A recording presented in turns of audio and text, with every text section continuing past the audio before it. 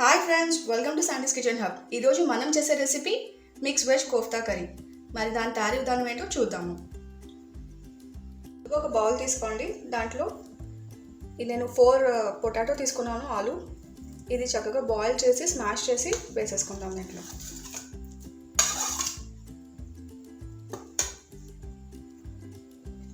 అలాగే కొంచెం పసుపు,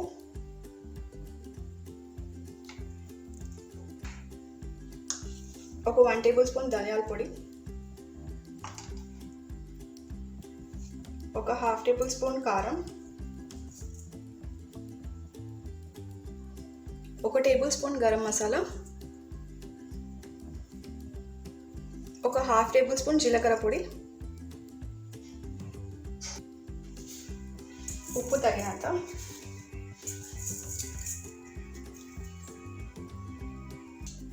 ఒక 4 టేబుల్ స్పూన్ బ్రెడ్ క్రమ్స్,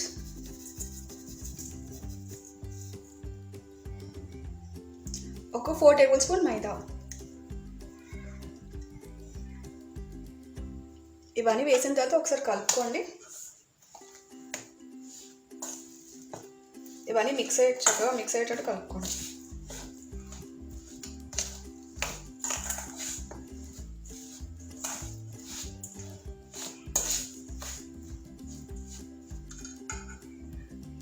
ఇవన్నీ చక్కగా కలుపుకున్న తర్వాత దీంట్లో కొంచెం ఒక 1 టేబుల్ స్పూన్ అల్లం వెల్లుల్లిపాయ పేస్ట్ వేసేసుకుందాం. అలాగే ఒక 5 సన్నగా తరిగిన పచ్చిమిరపకాయలు, అలాగే ఒక క్యారెట్ తురుము,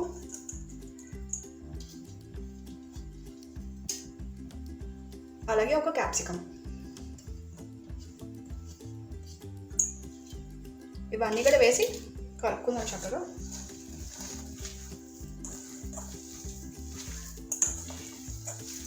మీకు ఒకవేళ ఏమైనా ఉప్పు వేసిన తర్వాత ఏమైనా పలుచగా కలిపిస్తే దీంట్లో కొంచెం మైదా కానీ బ్రెడ్ క్రమ్స్ కానీ యాడ్ చేసుకోండి.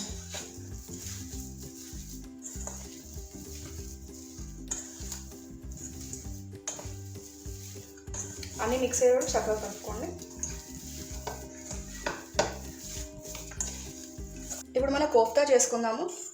ఈ కోఫ్తా చేసే లోపల నూనె కూడా స్టవ్ మీద పెట్టేసుకుందాము, కొంచెం కాగే వరకు డీప్ ఫ్రైకి.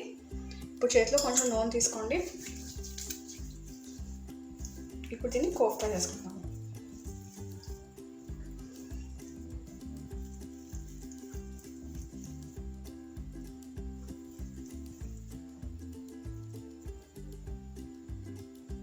ఇలాగే అన్నీ చేసుకుందాము.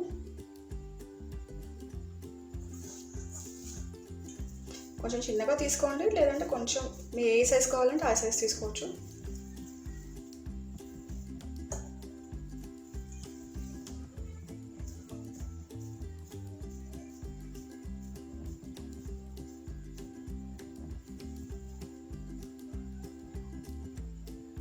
ఇలాగే అన్ని కోఫ్తాస్ చేసుకుందాము.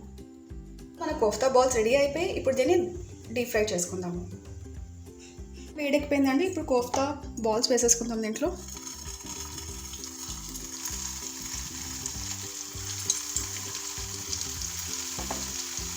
ఇలానే అన్నీ వేసుకోండి.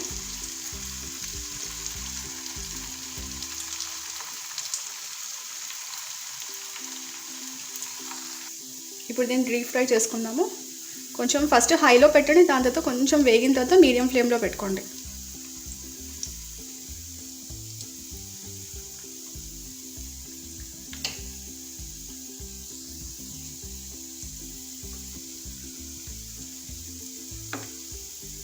ఒకసారి వేగిన తర్వాత ఒక సైడ్ తిప్పుదాము. మెల్లిగా వేయించుకోండి, ఎక్కువ ప్రెషర్ చేస్తే ఇవి విరిగిపోతాయి.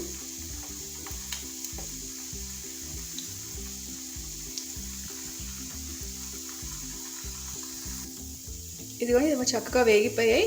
ఇంకొక 2 మినిట్స్ ఇలానే సిమ్లో వేయించుకుందాము. ఇది కొంచెం వేగడానికి టైం పడుతుంది. మంచి కలర్ వచ్చే వరకు సిమ్లో వేయించుకోండి.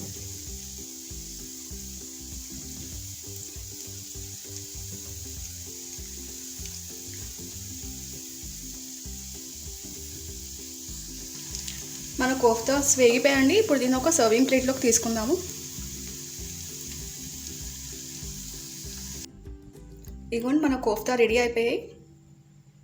ఇప్పుడు దీనికి గ్రేవీ రెడీ చేసుకుందాము.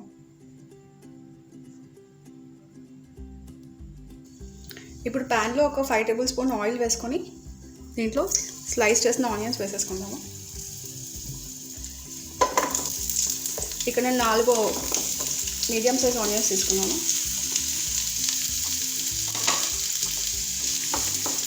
ఇవి చక్కగా వేయించుకున్నాను.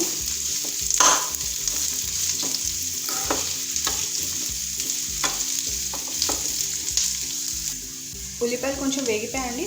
ఇప్పుడు దీంట్లో కొంచెం అల్లం వెల్లుల్లిపాయ వేసేసుకుందాము. అలాగే ఒక 5 బాదాము, అలాగే ఒక 10 కాజు. వీటిలో చక్కగా వేగే వరకు వేయించుకుందాము. కాజు అండ్ బాదం వేస్తే గ్రేవీ టేస్ట్ కూడా వస్తుంది, అలాగే కొంచెం థిక్నెస్ కూడా ఉంటుంది.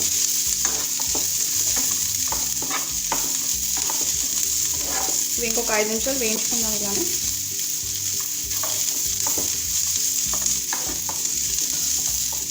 ఇప్పుడు మన ఆనియన్స్ వేగిపోయి ఇప్పుడు స్టవ్ ఆఫ్ చేసేసుకున్నాము.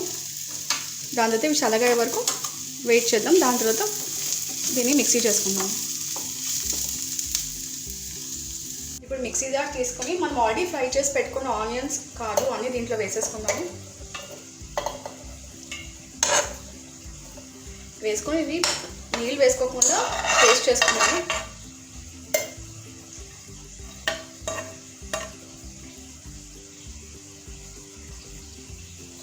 ఇదిగోండి, ఇప్పుడు ఈ ఆనియన్స్ అంతా నీళ్ళు వేయకుండా పేస్ట్ వేసేసుకోండి.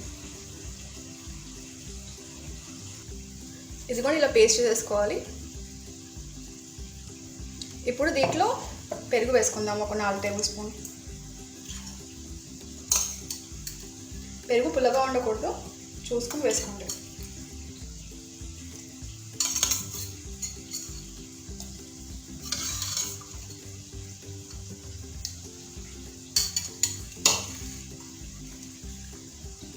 ఇదిగోండి, 4 టేబుల్ స్పూన్ పెరుగు వేసుకుందాం. ఇప్పుడు దీన్ని పేస్ట్ చేసుకుందాము. ఇదిగోండి, ఇలా పేస్ట్ అయిపోవాలి.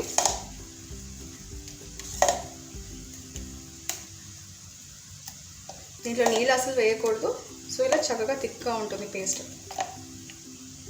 దీన్ని పక్కకు పెట్టుకున్నాము. వెలిగించుకొని ఒక కడాయి పెట్టుకొని ఒక 6 to 7 టేబుల్ స్పూన్ ఆయిల్ వేద్దాం. ఆయిల్ వేడెక్కిన తర్వాత దీంట్లో ఒక చిన్న దాల్చినీ ముక్క, అలాగే 3 ఇలాచి వేసేద్దాము. అది కొంచెం వేడెక్కిన తర్వాత ఇక్కడ నేను 4 టమాటాలు తీసుకున్నాను. ఇవి ప్యూరీ చేశాను. ఇది దీంట్లో వేసేసుకుందాము.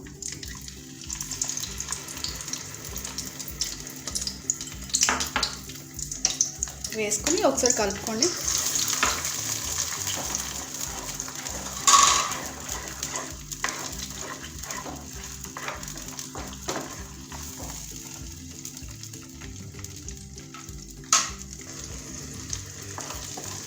ఇవి కొంచెం వేగే వరకు కలుపుతూ ఉండండి, లేదంటే మాడితే టేస్ట్ పోతుంది.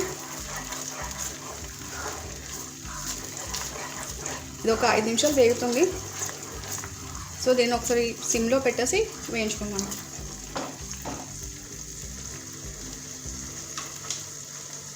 ఇప్పుడు మన టమాటో కూడా ప్యూరీ కూడా వేగిపోయింది.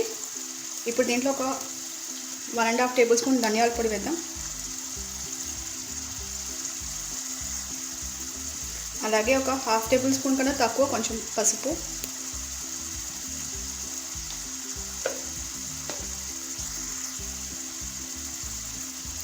ఒక 3 టేబుల్ స్పూన్ కారం,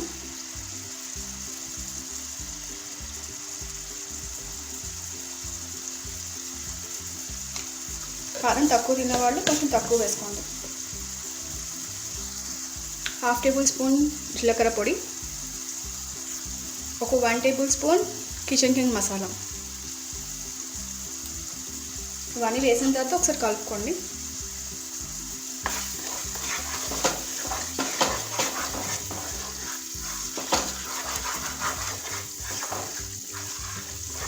కలర్ చూడడానికి చాలా బాగా వస్తుంది. ఇది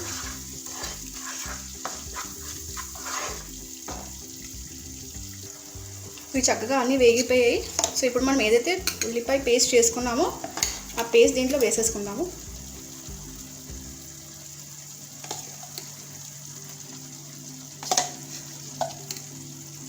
మొత్తం పేస్ట్ వేసేసుకోండి దీంట్లో. ఉల్లిపాయ పేస్ట్ వేసేసుకున్న తర్వాత ఇది ఒకసారి కలుపుకుందాం అంతా మిక్స్ అయ్యే వరకు.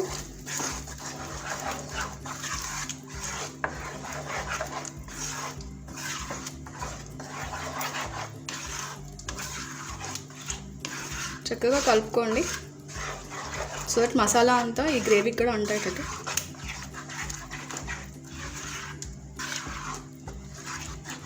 ఈ సిమ్లో ఒక 5 నిమిషాలు ఉడకనిద్దాము.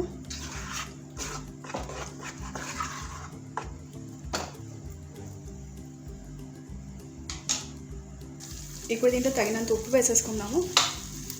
కొంచెం తక్కువ వేసుకోండి ఎందుకంటే ఆల్రెడీ కోఫ్తాలో కూడా ఉప్పు ఉంది.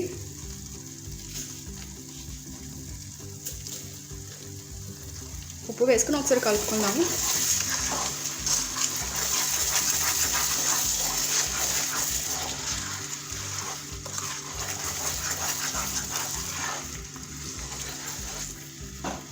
కలుపుకున్న తర్వాత దీంట్లో ఒక చిన్న గ్లాస్ నీళ్ళు వేసేద్దాము.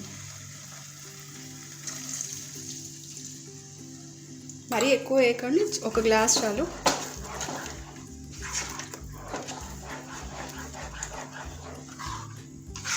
ఇది సిమ్లో కొంచెం నూనె పైకి తెలియ వరకు ఉంచుదాం. దీనికి సిమ్లోనే ఉంచండి. ఒక 5-10 మినిట్స్ పడుతుంది. మ్యాక్స్ 10 మినిట్స్ లోపలే వస్తుంది.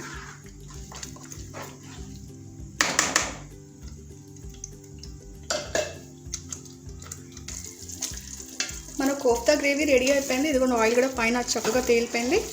ఇప్పుడు దీన్ని ఒక సర్వింగ్ బౌల్లోకి తీసుకుందాం. ఒకసారి కలుపుకుందాం.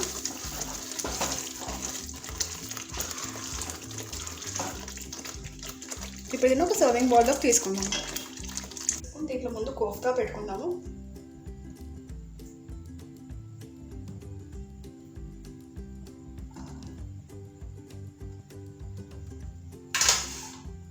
ఇప్పుడు దీని మీద ఏదైతే మనం గ్రేవీ చేసుకున్నామో అది వేసేసుకుందాం.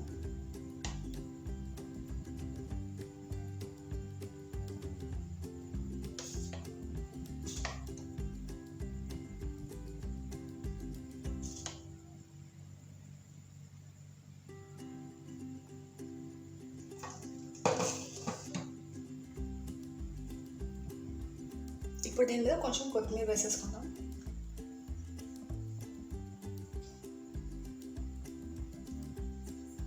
మరి ఇదండి ఈరోజు మన స్పెషల్ మిక్స్ వెజ్ కోఫ్తా. మరి మీరుగా చేసుకుని ఎలా ఉందో మీ కామెంట్తో నాకు చెప్పండి. అలానే ప్లీజ్ లైక్ చేసి షేర్ చేయండి. Thank you.